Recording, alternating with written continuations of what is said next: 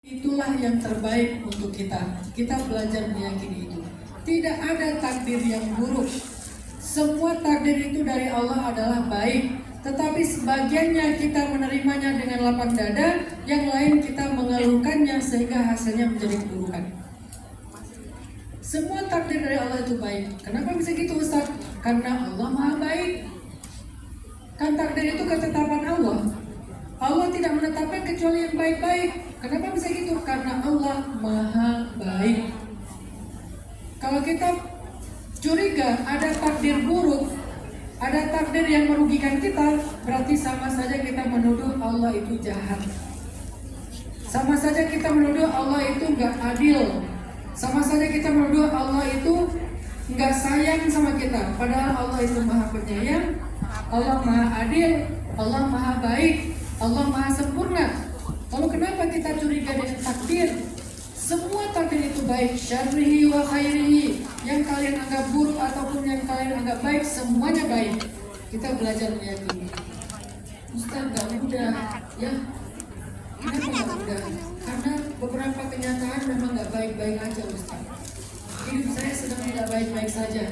Rumah tangga saya sedang tidak baik-baik saja. Pekerjaan saya sedang tidak baik-baik saja.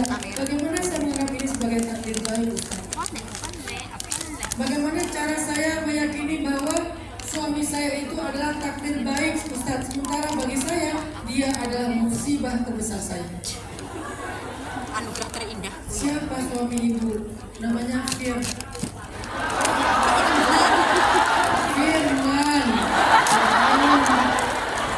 Namanya Firman Syah, bukan Fir'aun. Walaupun agak mirip. Ustaz, gak ada kebaikan pada diri suami saya. Sejak awal menikah sampai sekarang semuanya keburukan. Setiap hari dia mencela saya, gak bertanggung jawab, gak memberikan nafkah, tidak mendidik anak-anak, gak pernah sholat. Terus di mana kebaikan takdir yang saya dapatkan melalui suami, Ustaz? Di mana kebaikannya? Coba belajar sama Sayyidah Asiyah. Siapa suaminya?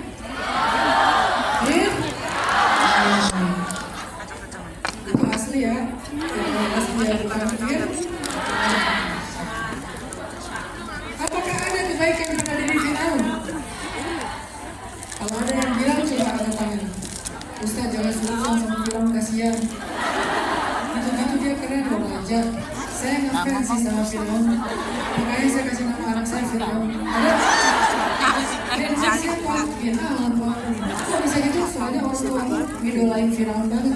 Gak ada. Mau orang Islam, orang Nasrani, orang Yahudi, gak ada yang ngefans dengan yang namanya Fir'aun. Kalau orang Sunda ngomongnya bukan Fir'aun, Fir'aun. Fir'aun. Ada gak kebaikan Fir'aun? Fir'aun. Gak ada. Terus kenapa Allah memberikan ujian Fir'aun ini kepada Asia, perempuan yang sangat solehah? Apakah Asia mendapatkan kebaikan dari Fir'aun? Gak sama sekali. Terus gimana dengan penjelasan yang kedua tadi, bahwa semua takdir itu ada kebaikannya? Apa kebaikan yang ada dalam kehidupan Asia dengan suami Fir'aun? Kebaikannya adalah Fir'aun menjadi jalan surga bagi Sayyidah Asiyah. Ada suami yang menjadi surga dunia bagi istri. Ada suami yang menjadi surga akhirat bagi istri. Ada istri yang menjadi surga bagi suaminya di dunia. Ada istri yang menjadi jalan surga bagi suaminya di akhirat. Kalau orang melihat takdir itu dengan positif, maka dia selalu menemukan surga di dalam takdir. Suami saya Fir'aun, surga akhirat. Suami saya Firman, surga dunia. Kalau bukan surga dunia, berarti dia surga akhirat. Asia kebenaran mendapatkan surga akhirat lewat Fir'aun. Sekarang kita memilih yang mana?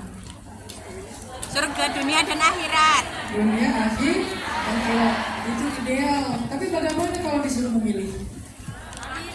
Ya, cuk nggak mau. Nggak mau milih, Ustaz, karena nggak mungkin kita meninggalkan akhirat. Tapi gimana kalau ternyata memang kita diberikan akhirat aja nggak dunia? Apakah kita akan mengatakan takdir itu buruk? Tidak. Nggak boleh. Takdir itu tetap baik walaupun kebaikannya menjadi tertunda kelak di akhirat.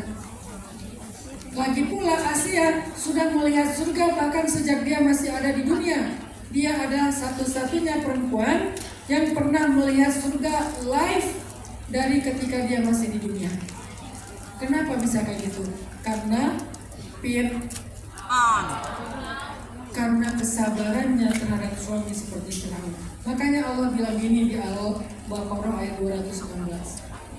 Wa asa an takrahu syai'an wa huwa khairul lakum. Wa asa an tuhibbu syai'an wa huwa syarrul lakum. Wallahu ya'lamu wa antum la ta'lamun. Coba terjemahin. Nggak tahu.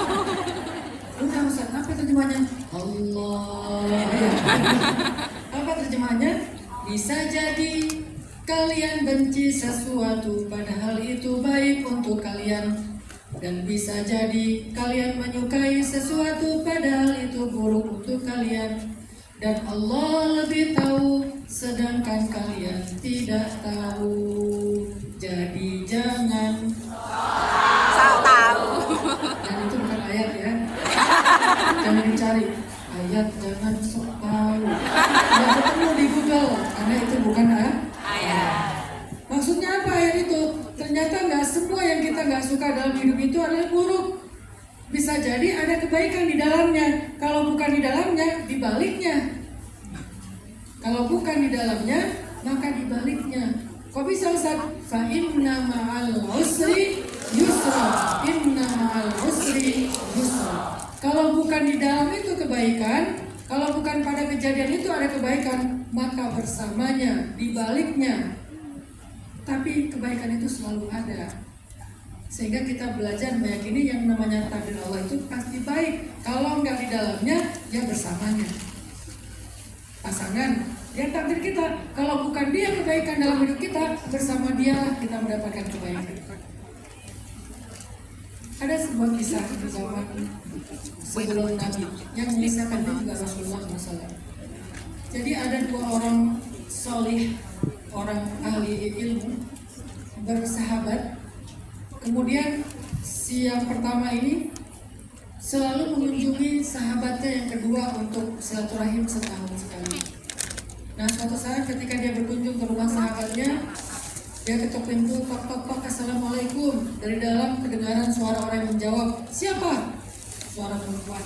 Bukan jawab salam, tapi malah nanya, siapa?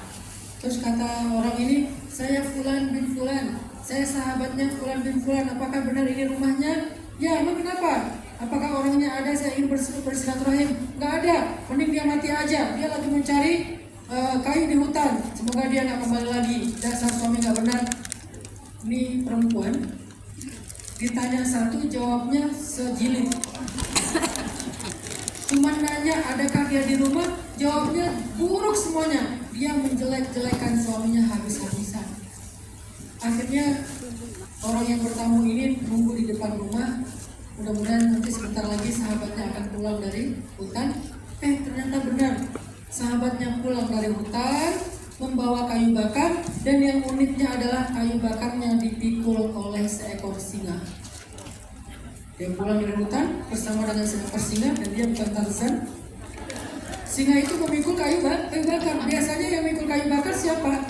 Keledai, atau mungkin sapi, atau mungkin kuda, atau bikal, peranakan antara kuda dan keledai. Ini yang memikul kayu bakarnya adalah singa liar dari hutan, membantu dia memikul kayu bakar. Pas ketemu, assalamualaikum, waalaikumsalam, masya Allah saudaraku. Akhirnya mereka salaman. Bentar aku taruh dulu kayu bakar ke belakang. Akhirnya singa itu meletakkan kayu bakar ke belakang. Setelah beres, singa itu langsung lari lagi masuk ke dalam hutan. Yuk silakan masuk. Masuklah ke dalam rumah. Jadi tamu. Ketika sampai di dalam rumah, pemilik rumah ini sibuk memasak untuk tamunya, sementara istrinya tiduran di dalam kamar. Dia masak, dia hidangin makanan segala macam untuk memuliakan tamu, karena memuliakan tamu itu adalah ciri orang soleh. Karena tamu biasanya membawa malaikat, akhirnya dia muliakan, tapi dia masak sendiri. Istrinya goler-goler di dalam kamar. Setelah selesai masak, dia hidangkan, mau makan apa lagi? Enggak apa-apa, udah selesai. Sampai mereka selesai, laki-laki ini pun izin pamit kembali ke negerinya. Tahun berikutnya, laki-laki ini datang lagi bertamu. Tok, assalamualaikum. Waalaikumsalam. Lembut suara jawab salam dari dalam. Yang tadinya siapa? Kalau sekarang waalaikumsalam. Beda. Apakah fulan ada? Saya sahabatnya ingin bertamu. Oh maaf, dia lagi nggak di rumah. Dia lagi mencari nafkah. Dia lagi berusaha di hutan mencari kayu bakar. Semoga dia cepat pulang dalam keadaan selamat. Dia suami yang solih, suami yang bertanggung jawab. Muji-muji suaminya. Kalau berkenan silakan tunggu ya. Nanti sebentar lagi insya Allah dia pulang. Oh iya, saya tunggu depan rumah. Tunggu aja. Gak lama kemudian laki-laki itu pun pulang membawa kayu bakar. Tapi kali ini dia memikul kayu bakarnya sendiri, tidak dipikul oleh singa. Susah payah dia pikul kayu bakarnya sampai ketemu. Assalamualaikum, waalaikumsalam, masya Allah, ketemu lagi. Bentar ya, saya taruh kayu bakar dulu ke belakang. Ditaruh kayu bakar di belakang.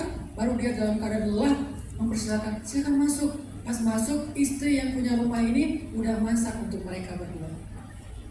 Menghidangkan makanan terbaik, minuman terbaik, menyambut tamu, istrinya yang masak. Sehingga laki-laki ini bisa istirahat santai di dalam rumah, berbicara, ngobrol sama tamunya. Setelah selesai mereka ngobrol, bahkan akhirnya tamu ini bertanya, ya fulan, aku heran dengan kehidupanmu.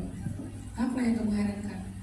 Kenapa kehidupanmu berbeda antara tahun kemarin dengan tahun ini?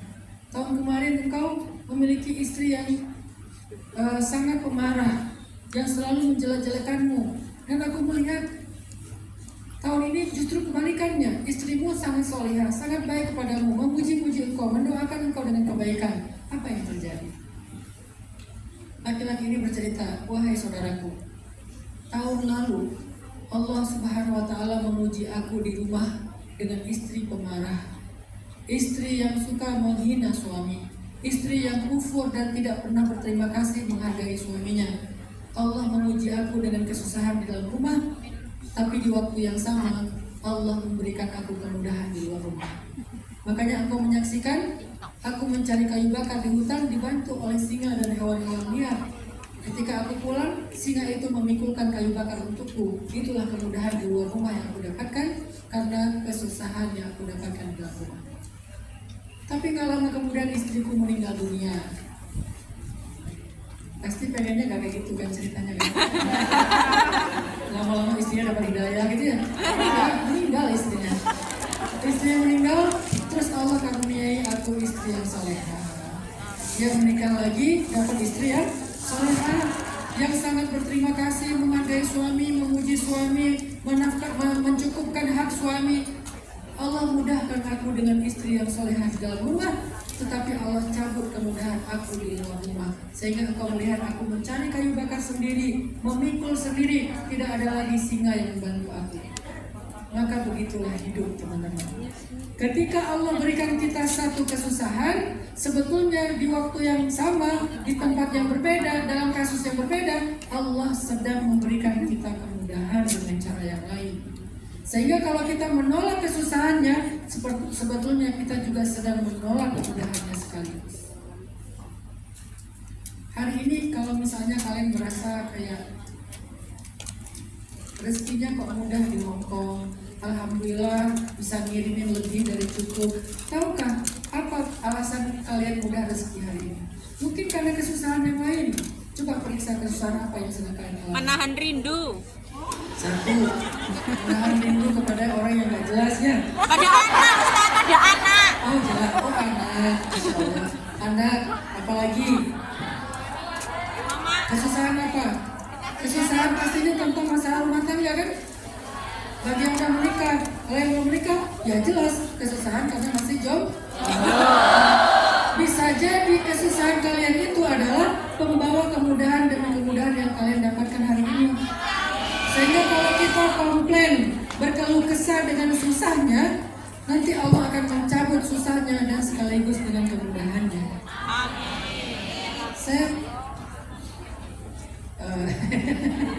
Saya kenal dengan seorang ketua DKM ya di Bandung.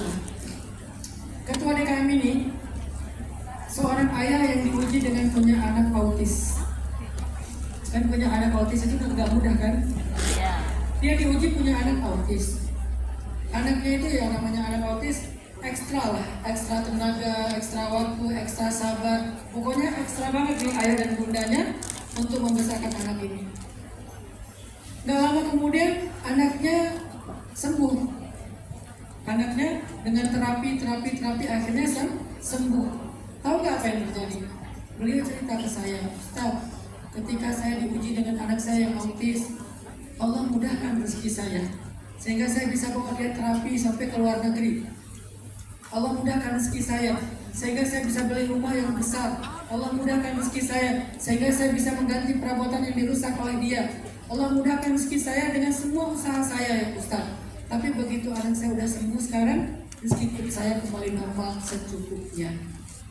Ternyata ujian yang Allah berikan kepada kita, dia tidak datang sendiri. Dia selalu datang dengan membawa kemudahan dan anugerah. Kalau gitu, boleh nggak kita berdoa supaya ujian itu Allah selesaikan? Boleh. Boleh nggak minta jalan keluar? Boleh. Terus yang nggak boleh apa Ustaz? Berkeluh kesah. Yang nggak boleh apa Ustaz? Menolak kenyataan. Yang nggak boleh apa Ustaz? Menuduh Allah seolah-olah Allah itu jahat kepada kita. Tapi kalau berdoa, ya Allah sembuhkan sakit saya. Padahal sakit itu datang membawa banyak kemudahan dari sisi yang lain. Boleh nggak minta sembuh? Boleh. Yang nggak boleh, ya Allah apa maumu? Kenapa saya? Apa yang kurang dari saya segala macam? Itu yang akan membawa rezeki itu tercabut bersama dengan kesusahan sekaligus. Tapi kalau kita berdoa, ya Allah sembuhkan saya ridho dengan ketetapan-Mu, tetapi saya juga menginginkan rahmat-Mu. Saya ridho dengan ketetapan-Mu, tapi saya juga berharap rahmat-Mu. Sembuhkan saya, ya Allah. Kalau saya sembuh, insya Allah saya lebih mudah untuk beribadah, lebih mudah mencari ilmu. Saya tidak pernah mengingkari ketetapan-Mu. Engkau Maha Penyayang, Engkau Maha Adil. Puji Allah, nanti Allah akan mencabut masalah kita dan membiarkan kemudahan tetap bersama dengan kita. Jadi tujuan belajar iman kepada takdir yang poin kedua bukan sekedar menerima kesusahan, tetapi jangan mengkomplain, mengeluh kesahkan sebuah kesusahan. Kenapa? Tidak ada yang buruk dari takdir, semuanya baik. Semua yang Allah tentukan dalam kehidupan kita itu baik, selalu ada hikmahnya, hanya terkadang kita tidak memahaminya. Seringkali kita salah paham sama Allah, akhirnya kita menolak kenyataan sebuah takdir. Saya kasih contoh. Tahun 2015 saya pernah dapat rezeki 15 juta. Dalam sebuah proyek saya dapat uang 15 juta cash. Dan waktu itu udah setahun saya tuh gak punya uang sebanyak itu, paling 2 juta sebulan, 3 juta paling banyak. Dan setiap akhir bulan habis. Ketika saya dapat uang 15 juta, itu buat saya tuh senang banget, happy banget. Untuk pertama kalinya setelah berbulan-bulan, akhirnya saya punya uang lebih sebesar 15 juta. Baru seminggu saya pegang uang 15 juta, qadarullah saya kena DBD dan harus dirawat di rumah sakit. Merasa punya uang 15 juta, akhirnya saya di rumah sakit memilih dirawat di satu kamar sendiri. Kenapa? Biar istri saya bisa nungguin saya, bisa santai, bisa juga istirahat. Takutnya kalau ramai-ramai dengan pasien lain, istri saya nggak punya tempat istirahat, nanti saya sembuh dia yang sakit.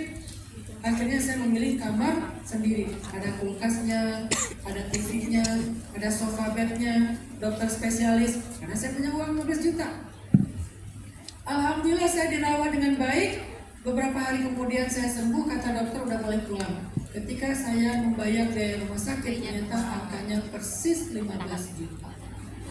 Sampai di rumah saya ngahuleng. Ya Allah, Engkau baik banget. Kenapa saya bilang gitu? Ya Allah, Engkau baik banget. Kenapa? Karena Allah tahu minggu depan saya akan sakit, butuh uang 15 juta untuk berobat, maka minggu lalu Allah berkali saya 15 juta persis untuk berobat minggu depan. Itu orang yang beriman kepada takdir. Tapi orang yang gak paham maunya Allah, yang salah paham, dia akan mengatakan, ya Allah, tega sekali Engkau. Kenapa Engkau membiarkan saya seperti ini? Baru seminggu Engkau kau beri saya rezeki, sekarang kau ambil lagi dengan sakit. Apa mau Allah? Itu orang yang gak paham dengan Allah. Padahal Allah lagi nolongin kita, malah kita tuduh orang jahat. Gimana cara Allah nolongin kita? Allah kasih kita bekal 15 juta untuk berobat minggu depan. Karena Allah tahu dalam takdir yang sudah ditulis 50.000 tahun yang lalu, kita akan sakit DBD dan butuh uang 15 juta. Dibiayain sama Allah. Cuman kita kan nggak bisa dengar Allah ngomong pas ngasih 15 juta. Nih ya, 15 juta bukan buat beli motor ya. Ini 15 juta bukan buat jalan-jalan ya. Ini 15 juta bukan buat judi online ya. Ini 15 juta bukan buat beli skincare ya. Ini 15 juta buat berobat minggu depan. Kita akan bilang apa? Terima kasih ya Allah. Tahu saya akan butuh uang, sekarang dibekali. Itulah kehendak Allah. Makanya kalau kita misalnya dapat nikmat, tiba-tiba dapat musibah, jangan bilang Allah gak rela melihat saya nyaman sebentar aja. Allah kayaknya gak rela melihat saya happy sebentar aja. Apa sih maunya Allah? Baru dikasih nikmat udah diambil lagi. Itu salah paham karena gak menimbang takdir. Analoginya kayak gitu teman-teman.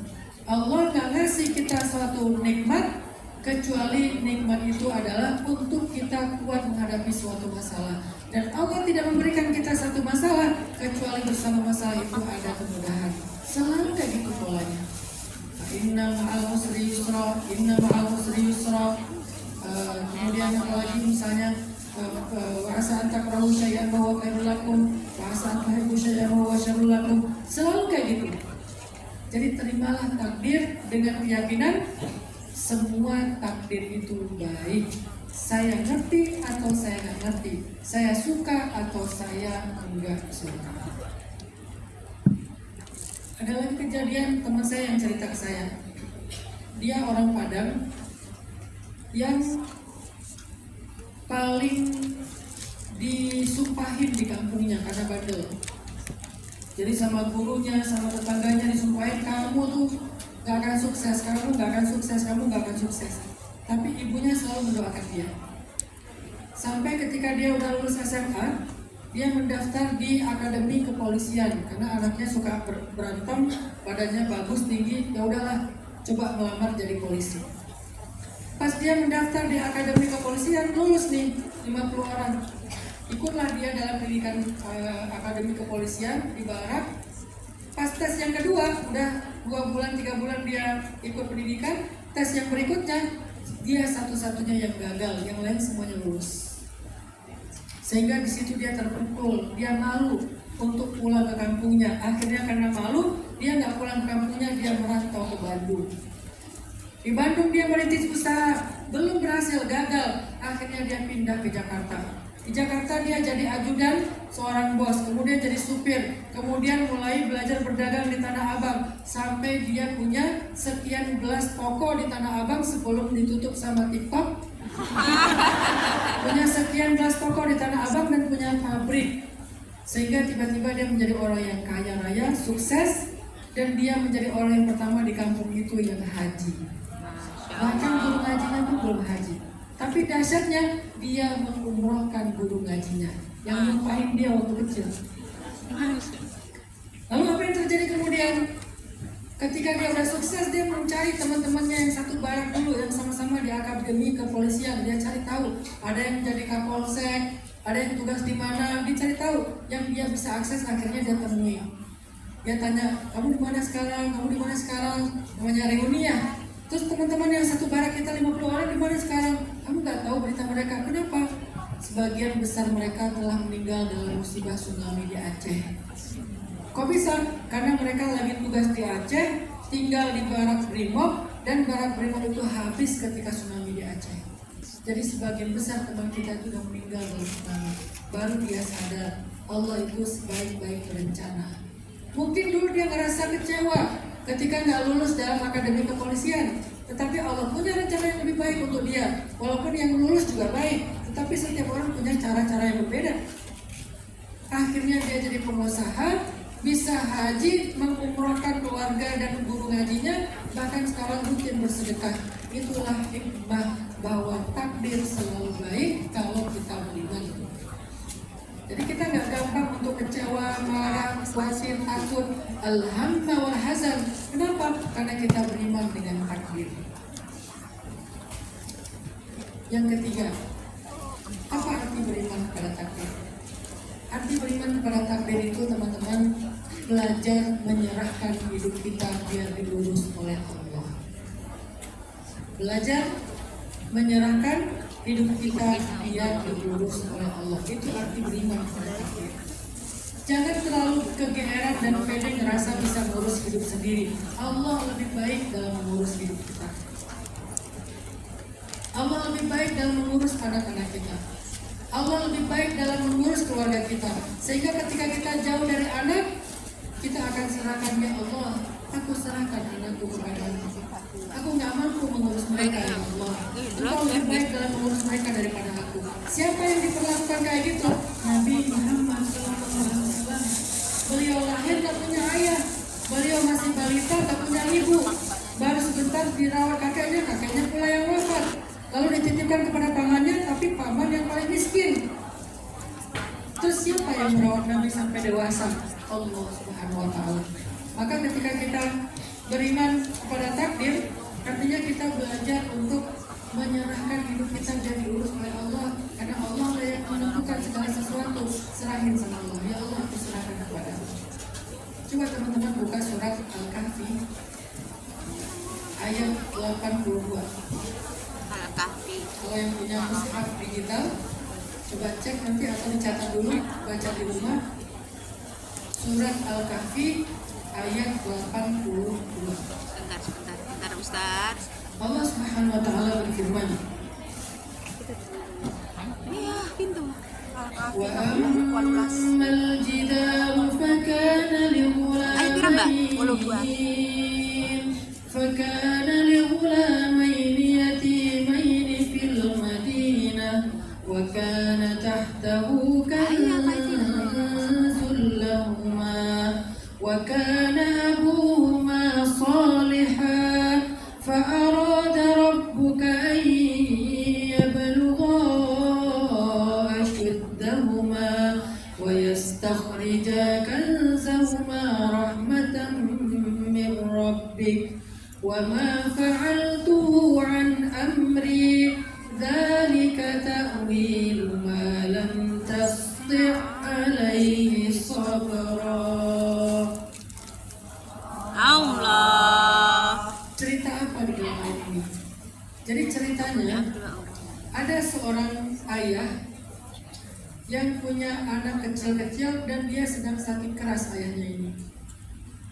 Dia tinggal di sebuah negeri yang penduduknya itu individualis, yang penduduknya itu nggak peduli dengan tetangga, yang penduduknya itu pelit, kikir, sombong, sehingga dia khawatir dengan nasib anak-anaknya. Kalau nanti dia meninggal, siapa yang akan merawat anaknya? Siapa yang akan menjaga warisan untuk anak-anaknya? Padahal anaknya masih kecil-kecil. Akhirnya ayah ini ketika sakit keras menitipkan anak-anaknya dan bertanya kepada Allah, ya Allah, aku titipkan hartaku, harta waris dan anak-anakku kepadamu. Engkau sebaik-baik yang dititipkan. Akhirnya ayah ini meninggal. Ketika ayahnya meninggal, anak ini kemudian dirawat oleh seorang laki-laki miskin yang ada di pinggir kota. Yang ada di pinggir kota tersebut, negeri tersebut. Karena anak ini masih kecil-kecil, harta warisan mereka belum bisa diberikan kepada mereka. Maka kemudian ketika itu Allah merobohkan rumah mereka. Karena di dalam rumah itu ada harta warisan. Cara Allah menjaga harta warisan, rumahnya dirobohkan sehingga tidak ada yang datang ke rumah itu. Ketika anak-anak ini sudah mulai remaja, udah bisa diwariskan, akhirnya Allah datangkan dua orang nabi jauh-jauh untuk membangun rumah tersebut. Siapa dua nabi itu? Nabi Musa dan Nabi Khidir. Jauh-jauh didatangkan, tujuannya untuk membangun kembali rumah yang roboh tadi. Lalu dipanggillah anak kecil itu untuk mengambil harta yang ada di dalam rumah. Maka hiduplah anak kecil itu yang sudah remaja dengan segala kecukupan dari warisan orang tuanya. Coba perhatikan kisah ini.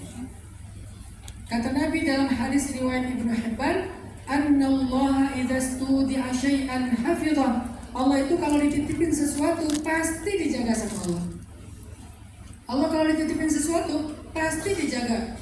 Lihat bagaimana seriusnya Allah menjaga amanah ketika laki-laki ini menitipkan harta dan anak-anaknya kepada Allah, sehingga Allah jaga hartanya dengan cara rumahnya dirobohkan, Allah jaga anak-anaknya dengan dirawat oleh orang baik dan miskin yang ada di pinggir kota.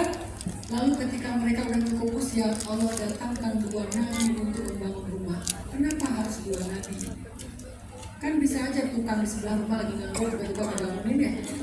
Nganggur udahlah, ngebangunin rumah yang udah runtuh daripada jadi tempat pembuangan sampah, daripada jadi rumah hantu angker, udah saya bangun. Kenapa gak tukang aja? Kenapa nabi? Menunjukkan betapa seriusnya Allah menjaga amanah. Kenapa Musa dan Khidir? Pertama, Musa itu nabi yang qawiyun amin, nabi yang kuat, maka dia sendiri cukup untuk membangun rumah yang hampir roboh. Kenapa Khidir? Karena yang tahu rahasia ini cuma Nabi Khidir sebagai nabi yang tahu rahasia-rahasia gaib. Sehingga dengan Khidir datang, Khidir tahu ada apa di dalam rumah itu, harta warisan. Di mana anak itu dirawat, dicari, didatangkan kepada rumah yang dibangun oleh Musa. Akhirnya mereka mendapatkan pilihan mereka. Begitulah Allah menjaga amanah. Maka titipkanlah kepada Allah. Kalau kita beriman kepada takdir, artinya pengaturan Allah, ketetapan Allah, Allah sebaik-baik yang mengurus, maka titipkan kepada Allah. Ya Allah, aku titipkan suamiku, aku di dekatnya aja aku nggak percaya, apalagi jauhnya. Ya Allah, aku titipkan anak-anakku, aku ada di sana aja kadang-kadang mereka sering nggak sholat, apalagi jauh. Ya Allah, aku titipkan orang tuaku, aku ada di sana aja mereka sering ngeluh-ngeluh, apalagi aku jauh. Ya Allah, aku titipkan hartaku, aku ada di sana aja hartaku itu sering banget dimintai hutang sama tetangga, sama saudara, dan nggak balik-balik sampai sekarang. Aku titipkan kepadamu ya Allah. Titipin hidup kita kepada Allah. Bagi yang belum punya keluarga, Ustaz, titipkan jodoh kita kepada Allah. Ya Allah, aku nggak tahu siapa orangnya, tapi aku tahu akunnya ya Allah.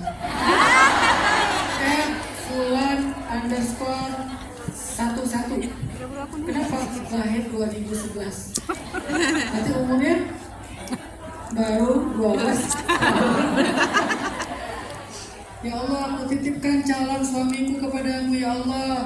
Jadikanlah aku pantas untuknya. Jadikanlah dia seorang hafiz Al-Quran.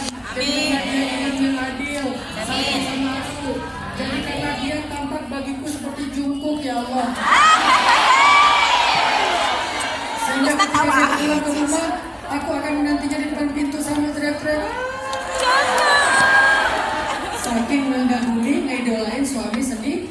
Daripada teriakin suami orang, mending kita berteriak untuk suami sendiri.